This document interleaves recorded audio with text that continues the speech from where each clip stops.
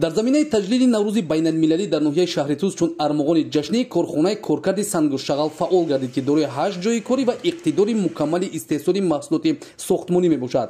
در این کارگاه در یک ماه 12000 متر کوبی محصولات آماده کرده می شود. همین طریق با نوآوری های سازندگی تنتنه های ایدانه بخشیده به نوروز بین المللی در ناحیه شهرتوز در سطح بلند تشکیلی و با شکوه شهامت خاصه تجلیل گردید.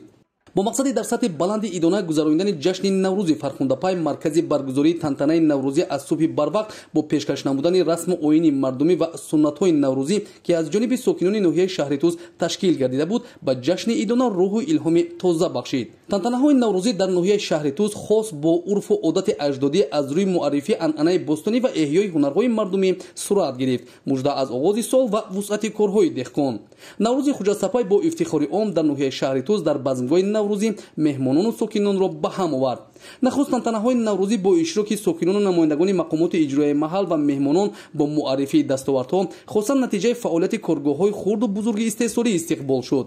در زمینه تجلیل نوروز بین المللی که در بزمگاه مرکزی با تکیه به عنصرهای خاص این جشن اجدادی تشکیل شد، برنامه‌های رنگین هنری از جمله گستردن خانه ایدانه زیر سرود و نوا معرفی گردید. ادامه عنعنه و احیای هنرهای ملی در روز تجلیل نوروز بین المللی در ناحیه شهرتوز چون ادامه کارهای آبادانی و سازندگی کارگاه و نقطه‌های نوتأسیس استحصالی نیز محصولات خود را به معرض گذاشتند. نمایش پرشکوه هنرهای ملی، شعر و سرودهای خاص نوروزی و هر گونه سنت‌های بزمی که در ناحیه شهرتوز با افتخار و روحیه بلند خویشتن‌شناسی تهیه شدند چون نمونه از تمدن پرقناوت باستانی بودن نوروز را تجسم کرد. تجلیل نوروز بین المللی در ناحیه شهرتوز با ارمغان جشنی صورت گرفته اتحاد کلی را بین ساکنان بار دیگر در زمینه سیاست پیشگرفته اساسگذار صلح و وحدت ملی پیشوای ملت پرزیدنت جمهوری تاجیکستان محترم امامعلی رحمان ثابت نمود. در اساس نقشه چاره‌بینی‌های جشنی که شروع از آغاز فصل بهار تشکیل شدند در ناحیه شهرتوز ولایت ختلان تدبیرهای ایدانه متنتن ادامه یافت.